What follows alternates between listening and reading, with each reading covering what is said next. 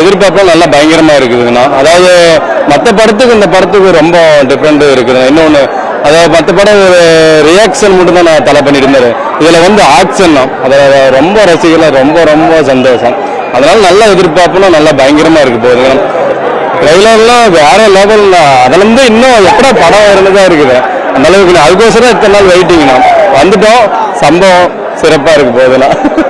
ரயிலெல்லாம் பயங்கரமா இருந்துச்சு. வேற லெவல்ல இருந்த 10 கிலோ கறி கொண்டு வாங்க பாய். வேற லெவல்ல இருந்துச்சு. தலை படம் இட்டு தருந்தல எப்பவுமே இல்ல ஒரே வார்த்தை நான் சொல்றதுதான். என் தலை தான். யாருமே எனக்கு நினைவில்லை. என்னுடைய தலை அவரு மட்டும்தான்.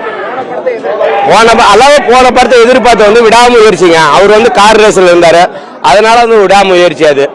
அது வந்து எப்படி எங்க தலை தான். இது வந்து குட் அப் டக்லி. எப்படின்னா எல்லாமே கொஞ்சம் ரிலீங் பண்ணி கொஞ்சம் ரெஸ்க் எடுத்து ஒரு ரசிகருக்காக இந்த படத்தை கொடுத்துட்டாரு எங்களுக்கு. அவ்வளவுதான். ஏன்னா ஊர் மக்கள், அதாவது 100% நான் சொல்றேன் பாத்தீங்களா, தமிழ்நாட்டில் 100 கோடி மக்கள் இருக்கிறாங்க பாரு. அந்த தலை எல்லாமே 100 கோடி மக்கள் தான். தலையை மிஞ்சி நீ யாருமே கிடையாது. ஓகே, டைலரா கதறி கட்டது. நாங்க தீனாவா இல்ல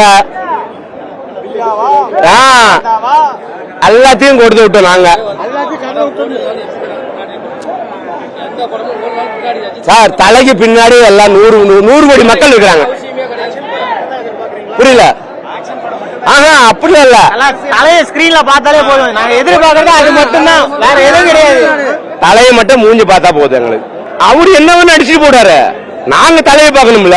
கேங்ஸ்டர் மூவி தல எங்களுக்கு வந்துட்டு அவர் வந்து எப்படி நடிச்சாலும் சரி, எப்படி நடிக்கலாலும் சரி, எங்களோட தலையை மூஞ்சி நான் பார்க்கணும், அவருடைய மூஞ்சி நான் பார்க்கணும். அப்பதான் ரசிகர்களுக்கு தெரியும்.